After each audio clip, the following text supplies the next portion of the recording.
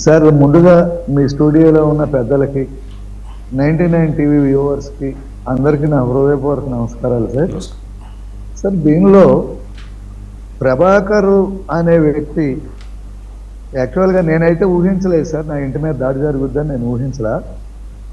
నాకు కొంతమంది చెప్పారు, రాత్రి 10 గంటలకు అట్లా చెప్పారు సార్, ఎవరో ఇట్లా నీ ఇంటి మీద జనాన్ని తీసుకుని వస్తాడంటే అంటే అప్పటికి కూడా నేను నమ్మకుండా క్యాజువల్ గానే ఉన్నా. చెప్పండి సార్. అప్పుడు కూడా నేను నమ్మకుండా క్యాజువల్ గానే ఉన్నా సార్. తర్వాత మొత్తం అతను వచ్చిన తర్వాత అతనేమో మా ఇంటికి ఒక రోడ్డు 2 పక్కల రోడ్లతో కనెక్షన్ ఉంటుందండి. ఒక రోడ్లోకి ఏమో ట్రాలీ మీద ఒక పెద్ద ప్రొక్లైనర్ తీసుకుని ఒక రోడ్లోకి వచ్చారు సార్. ఇంకో రోడ్లోకి ఏమో అతను కారు వేసుకొచ్చి అడ్డం పెట్టి అతను వచ్చాడు. ఆ వెనకమాల జనం వచ్చారు. వచ్చి పాపం పోలీసు ఇంటిమేషన్ ఉన్నట్టుంది. పోలీసులు మా 2 టౌన్ సిఐ గారు అశోక్ గారు అని ఆయన్ని నేను మొన్నే చూసా. చాలా మంచి ఆఫీసర్ మొత్తం మీద అతను. వీళ్ళని చూసి ఆయన ఏం చేశాడు అంటే, మంచి ఆఫీసర్ అంటే ఆయన ట్రాన్స్ఫర్ అయిపోద్ది అట్లా అనకండి. సరే లేకపోయిన ఇబ్బందులు వస్తాయి. అయితే ఏమైందంటే ఆయన ఒక కానిస్టేబుల్ గారిని తీసుకుని నా గోడ దూకి లోపలికి వచ్చారండి. ఆయన లోపలికి వచ్చి నన్ను, నా భార్యని, నా కొడుకుని నా ఇంట్లోకి నెట్టేసి గడేసి నా ఇంటికి పైన గ్రిల్ ఉందండి, ఆ విజువల్స్ లో ఉన్నాయి. ఆ గ్రిల్కి ఆయన గేడ పెట్టి తాళం లేకపోతే పక్కన గొట్టం ముక్క ఏదో ఉంటే దాంట్లో దోసి కానిస్టేబుల్ దాన్ని అడ్డంగా పట్టుకుని ఉంటే వాళ్ళేమో ఆ గ్రిల్ పీకేయటానికి ఊపుతున్నారు. ఆ ఊపే క్రమంలో ఆ గ్రిల్ ఊడు రాలేదు, కానీ ఈ లోపు ఇంకా పోలీసులు వచ్చారండి. మిగతా పోలీసులు వచ్చి తీసుకెళ్ళి వాళ్ళేమో ఇంటికి పంపేశారు. లోపలికి వచ్చి నన్ను ఏదో ప్రివెంటివ్ డిటెన్షన్ అండి, మీరు పోలీస్ స్టేషన్కి రావాలన్నారు సార్.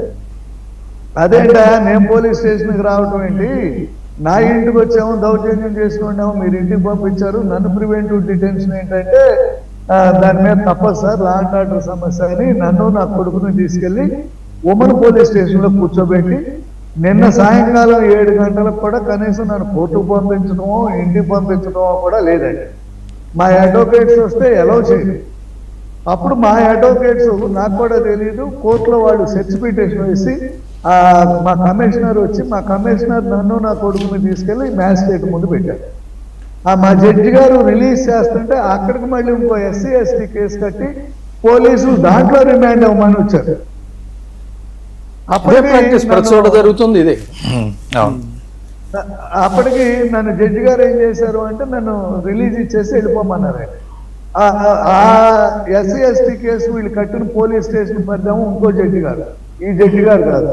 అది పోగా ఈ రోజుకి ఇప్పటికి నాకు తెలిసిన అంతిమ సమాచారం ప్రకారం 4-5 కేసులు నా మీద, ఒక SC ST కేసు, లేకపోతే ఇంకో మహిళ ఎవరో నా దగ్గరికి న్యాయ సహాయానికి వస్తే నేను ఏదో చేయిపుచ్చుకున్నానండి, అదో కేసు. అట్లా ఒక 4-5 కేసులు రిపోర్ట్లు పెట్టించారండి. మరి దానిలో ఇవాళ రేపు అరెస్ట్ ఉండేలాగా ఉంది. ఇది నేను పోలీస్ స్టేషన్లో ఉంటే మా పార్టీ వాళ్ళే నన్ను సస్పెండ్ చేశారు. నన్ను సస్పెండ్ చేసిన తర్వాత మా పార్టీ లీడర్స్ వెళ్ళి ఇదే ప్రభాకర్ ఇంటికి వెళ్ళి ఇతను పలకరించి ఇతనికి సంఘీభావం అంట. నాకు అసలు ఏమీ అర్థం కావట్లేదండి. అతను మరి ఇంకో 10 బుల్డోజర్లు కొని ఇంకో 10 కొంపలు పడగొట్టేరా, నిన్ను అడిగినోడు ఎవడన్నా ఉంటే అనే ఇండికేషన్ అతనికి ఇవ్వటానికి వెళ్ళారో ఏంటో నాకు తెలియదు. టీడీపీలో మీ రాజకీయ ప్రస్థానం ఎప్పుడు ప్రారంభమైంది? ఈ చింతమనేని ప్రభాకర్తో మీకు ఎప్పటి నుంచి ఈ విభేదాలు? సార్ విభేదాలు అంటే 2009లో ఇతను మొట్టమొదటిసారి ఎమ్మెల్యే కంటెస్ట్ చేశారు సార్. అప్పటి నుండి అంతకు ముందు కూడా ఉన్నా నేను సీరియస్గా ఏ పార్టీలోనూ లేను.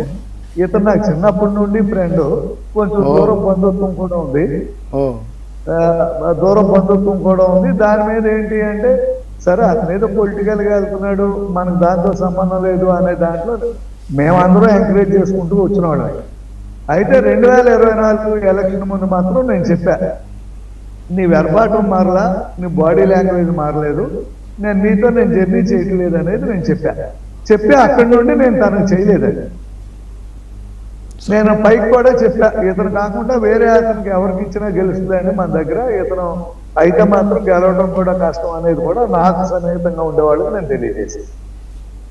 మరి ఇప్పుడు వనజాక్షి గారి కేసు తర్వాత కూడా అంత పెద్ద ఘటన జరిగింది, అప్పుడు దాని తర్వాత కూడా ఎందుకు మరి ఆయన ఎంకరేజ్